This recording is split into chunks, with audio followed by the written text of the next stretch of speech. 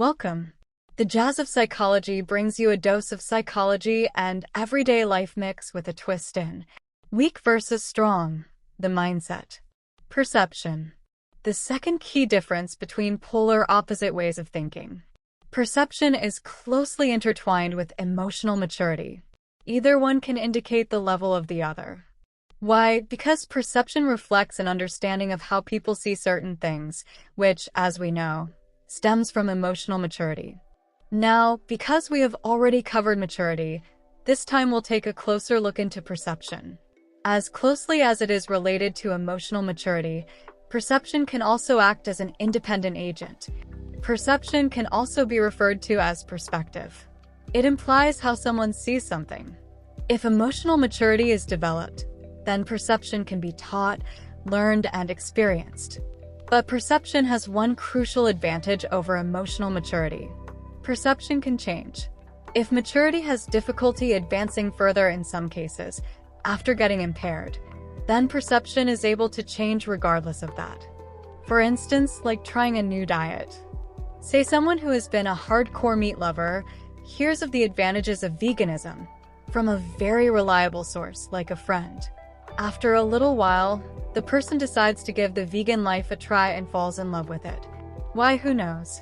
Maybe the person simply trusts their friend enough to take their word for it. Or they truly enjoy the new diet. We may not know the level of the person's emotional maturity in this example, but we do know that after a certain event, their perception changed from a meat lover to meatless. Of course, the opposite can also happen.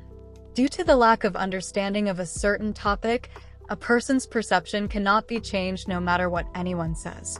For example, a person is convinced that reptiles have no emotions because it's a lizard. As such, they disregard any stories of a pet iguana being capable of expressing its mood. Because the person is certain of their perspective, they are not able to see another perspective, meaning that the person's perception of the topic did not change. So what that indicates is 1. The person has strong beliefs on the topic. 2. Believes to be more right because of them. Which leads to 3. Their emotional maturity probably hasn't reached the point of being able to understand another person's perspective by words alone, without experiencing the event personally. A real-life case study will explain more in a second. This is a real-life example of when the same situation is viewed as complete opposite. Picture it. A single house in the middle of nowhere. Literally.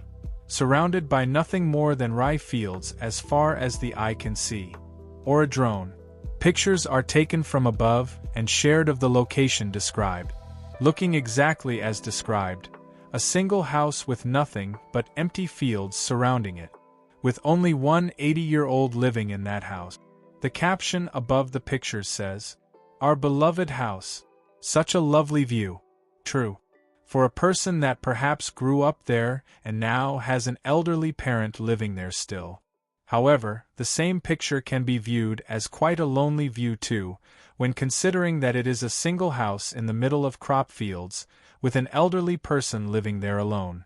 The key difference in perception of the current example lies with the emotional attachment for the people seeing it. For someone who sees a lifetime worth of memories in those pictures, they would see them as lovely. If they had a positive attachment to the place, which is evident in the caption. Now for someone who does not share the same emotional attachment to the place shown in the pictures, logic dictates that the pictures seem anything but lovely. Which is understandable because the judging of the view is based on a different perspective. Time for some psychology. Emotional attachments happen to people all the time. Be it a pair of favorite slippers, car model, TV show, a couch, you name it. The difference is that a weak mindset will, most likely, have a stronger emotional attachment to something, to a point that letting go is not an option. You know when kids have a favorite toy or a blankie, something that they must have at all times with them? Something that, if gone missing, will be on par with a national security level alert? Children do it because their minds become attached to items emotionally, without a logical explanation. Why?